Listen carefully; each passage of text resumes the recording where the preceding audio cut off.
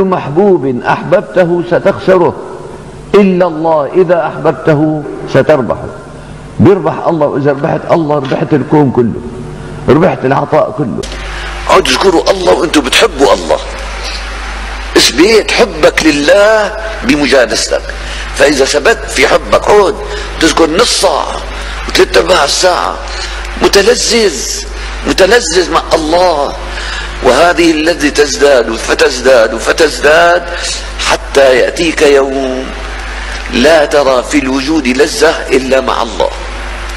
ذكر الله ما تظنوا يا ابني كلمة اسم الله إذا الله اختارك إلها معناتها أرادك أن تكون حبيبا له. اذكروا الله ذكرا كثيرا. ليش؟ حتى يكون عطاءك من الله كثير، فضل الله عليك كثير.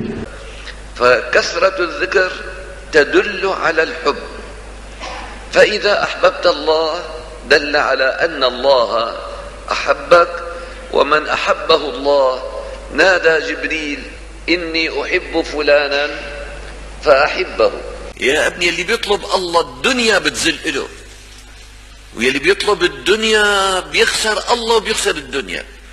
وقد قال من قبل القائل يا رب ماذا وجد من فقدك وماذا فقد من وجدك؟